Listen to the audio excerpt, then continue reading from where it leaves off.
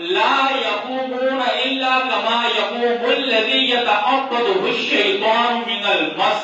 اللہ رب العزت کہتے ہیں اس آیت میں سود خور لوگ جب کل بروز قیامت اٹھیں گے تو یہ حواس باختہ ہوں گے، جیسے شیطان نے انہیں چھو لیا ہو ویسے بھی شیطان انسان کی رگوں میں دوڑتا ہے. تو یہ ان کی حالت یہ ہوگی پاگل پن میں، مجنون حالت میں، حواس باختہ ہو کر یہ کل بروز قیامت اٹھیں گے. اس کے آگے کیا فرمایا؟ يتخبطه الشيطان من المس ذلك بأنهم قالوا إنما البيع وحرم الربا.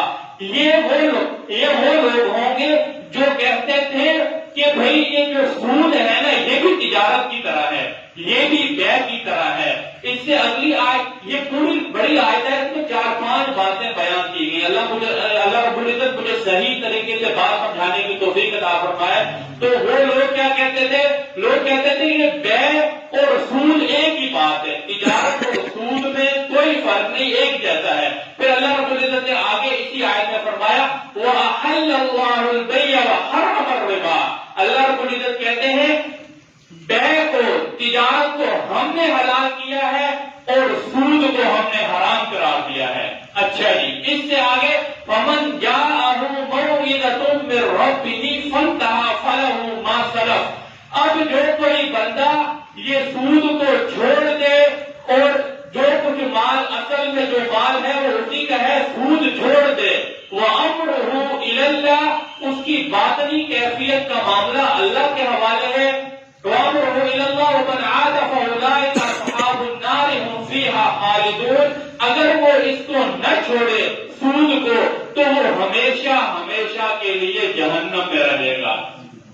اچھا جی، اب اس آیت میں ایک نہیں 4-5 باتیں بیان کی گئی. سب سے پہلی بات کہ بھئی یہ کل بروز قیامت جب اٹھیں گے تو ان کی حالت ہوگی کہ یہ مجنون ہوں گے، پاگل پن میں ہوں گے، حواس باختہ ہوں گے. اب اس سے اگلی بات جو سمجھنے کی ہے کہ مشرکین کہتے تھے تجارت اور سود ایک ہی بات ہے.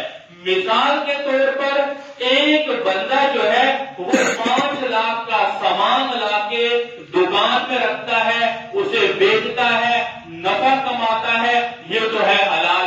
اب وہی 5 لاکھ اگر کوئی بندہ کسی کو ادھار دے دے اور پر منتھ 25-30 ہزار لیتا رہے تو کہتے ہیں وہ بھی 5 لاکھ سے پیسے کما رہا ہے، ہم بھی 5 لاکھ سے پیسے کما رہے ہیں. ایک ہی بات ہے. رب العالمین نے بغیر کسی دلیل کے کیا کہا؟ وَأَحَلَّ اللَّهُ الْبَيْعَ وَحَرَّمَ الرِّبَا، کہ تجارت کو، بیع کو ہم نے حلال قرار دیا ہے اور سود کو حرام قرار دیا ہے.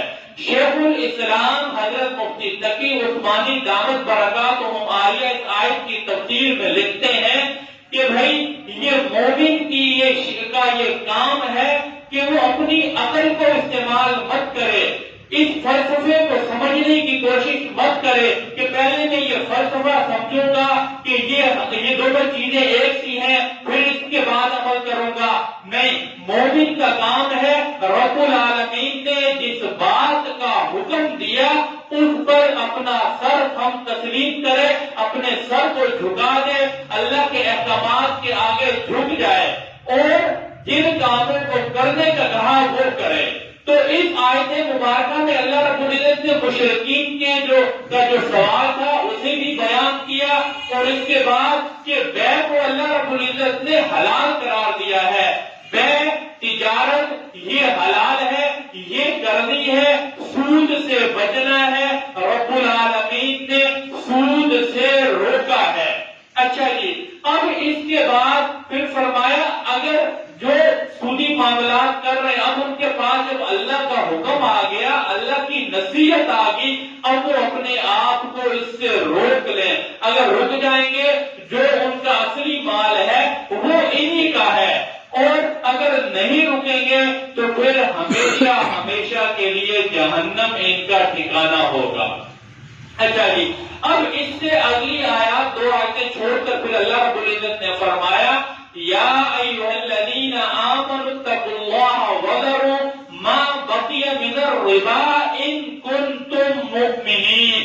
اب یہ اللہ رب العزت نے خالصتاً اہل ایمان سے خطاب فرماتے ہوئے کہا اے ایمان والوں یا ایھا الذین آمنوا اتقوا اللہ وذروا ما بقی من الربا، اے ایمان والوں اللہ سے ڈرو اور سود سے رک جاؤ، اور جس نے جو کچھ سود کا لینا دینا ہے وہ اپنے سود کو چھوڑ دے، جو پیسے تمہارے ہیں وہ تمہارے ہی ہیں، سود کو چھوڑ دو اگر تم واقع میں ہی سچے مومن ہو۔ اب سچے مومن کی نشانی یہ ہے کہ وہ سود کو نہ لے گا نہ دے گا، اگر کسی کو پیسوں کی ضرورت پڑتی ہے ادھارے پیسے اسے دے دے گا، وہ وقت پر واپس کرے گا۔ اگر ایسا آپ نہیں کرتے تو اس سے اگلی آیت میں اللہ رب العزت نے فرمایا فَإِن لَّمْ تَفْعَلُوا فَأْذَنُوا بِحَرْبٍ مِّنَ اللَّهِ وَرَسُولِهِ، اگر تم سود کو نہیں چھوڑتے تو پھر اللہ اس کے رسول کا تمہارے ساتھ اعلان جنگ ہے۔ اب یہ کلام اللہ میں اتنا سخت رویہ اللہ رب العزت نے صرف کفر کے لیے اختیار کیا یا پھر اس عمل کے لیے اختیار کیا کہ اللہ اس کے رسول کا یہ جو سودی کاروبار کرتے ہیں، سود لیتے ہیں، سود دیتے ہیں، یہ ساروں کے ساتھ اللہ رب العزت کا اعلان جنگ ہے۔ اور آج اگر ہماری معاشیت اس ظلم میں جکڑی ہوئی ہے تو حالات سب کے سامنے ہیں کہ کس قدر مہنگائی کا طوفان ہے، اس لیے سودی نظام سے نکلنا ہوگا۔ یہ تو بہرحال بڑے علماء کرام کوششوں میں لگے ہوئے ہیں کہ پاکستان کو سودی جو ہے نظام سے نکالا جائے، جو اسلامی معاشیت ہے اس پہ چلایا جائے، لیکن میں آپ کے سامنے یہ بات اس لیے بیان کر رہا ہوں کہ میں اور آپ ہم اپنی انفرادی زندگی میں سود سے جس قدر ہو سکے بچیں، سودی کاروبار سے بچیں، جس کو اللہ نے حلال قرار دیا ہے وہ کریں، جس سے اللہ رب العزت نے روکا ہے اس سے بچیں۔ اور پھر اسی آیت میں فرمایا کہ اعلان جنگ ہے، آگے فرمایا وَإِن تُبْتُمْ فَلَكُمْ رُءُوسُ أَمْوَالِكُمْ، اگر تم توبہ کر لو تو بھئی جو مال تمہارا ہے وہ تمہارا ہے، اور سود کو چھوڑ دو، لا تظلمون ولا تظلمون، نہ تم کسی پر ظلم کرو نہ تمہارے پر کوئی ظلم کرے۔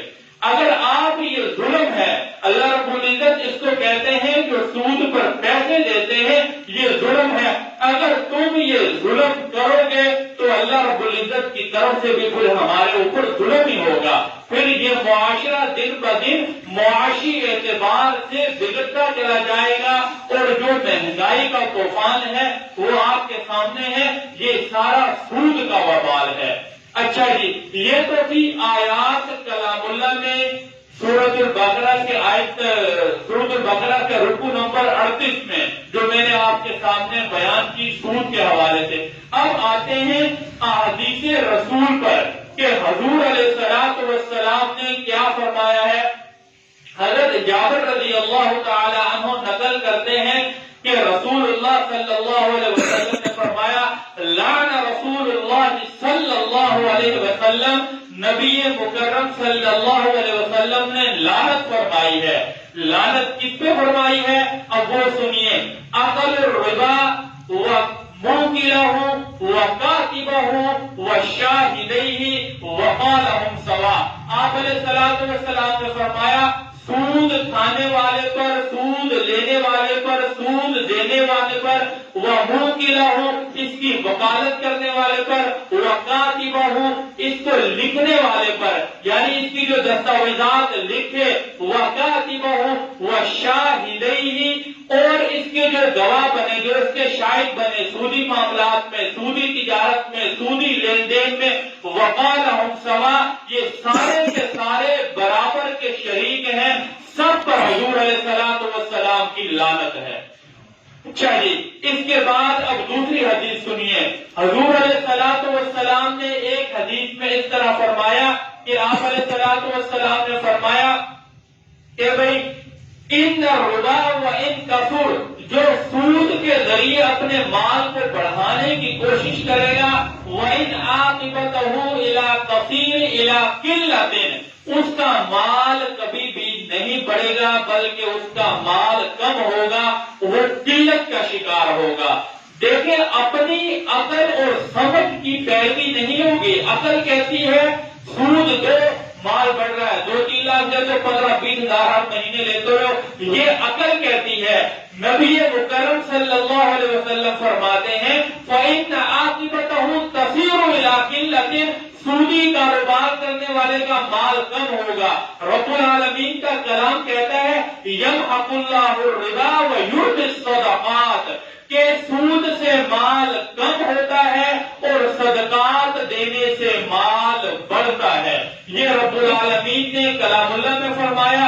حضور علیہ الصلوۃ والسلام کی حدیث آپ کے سامنے آ گئی کہ بھئی سود دینے سے مال کم, سود کا کاروبار کرنے سے مال کم ہوتا ہے اور صدقات دینے سے مال بڑھتا ہے, زکات دینے سے مال بڑھتا ہے. یہ بھی کلام اللہ میں ہے. تو عقل کی پیروی نہیں ہوگی, پیروی احکامات خداوندی کی ہوگی, پیروی نبی مکرم صلی اللہ علیہ وسلم کی فرامین پر کی ہوگی. تو اس لیے سود کی جو مختلف شکلیں ہیں, مثال کے طور پر اگر کوئی بندہ, ایک شخص دکان بناتا ہے, وہ اسے پیسے تو نہیں دیتا, کہتا ہے کہ بھئی میں 10 لاکھ کا مال آپ کی دکان میں ڈال دیتا ہوں, آپ مجھے پر منتھ جو ہے اتنے پیسے فکس کر کے دیتے رہیں. تو یہ بھی سود کی ایک شکل ہے, فکس کر کے آپ لیں گے, یہ بھی سود ہے. بہرحال اگر ایسی کاروبار کی کوئی شکلیں ہیں آپ کے یا کسی اور کے لیے, تو میں یہ کہوں گا دینی علوم کے جو ماہرین ہیں ان کی خدمت میں جائیں, اپنے معاملات کو ان کے سامنے رکھیں, ان سے پوچھیں اور جس قدر ہو سکے سود سے اپنے آپ کو بچانے کی کوشش کریں. دین اسلام جن کاموں کو کرنے کا حکم دیتا ہے اس میں بہت حکمت ہے.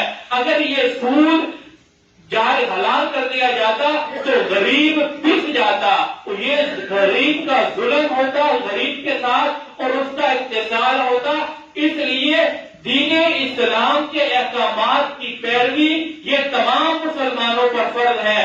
دین اسلام نے جن کاموں کو کہا وہ کرنے چاہیے, جن سے دین اسلام نے روکا ہے اس سے روکنا چاہیے. آخر ہماری زندگی جو ہے, زندگی گزارنے کے کچھ قاعدے اور ضابطے ہیں جو دین اسلام نے بتائے ہیں, وہ اپنائے جائیں. جن سے دین اسلام نے روکا ہے اس سے روکا جائے. اب ایک آخری حدیث میں آپ کو سنا کر بات ختم کرتا ہوں.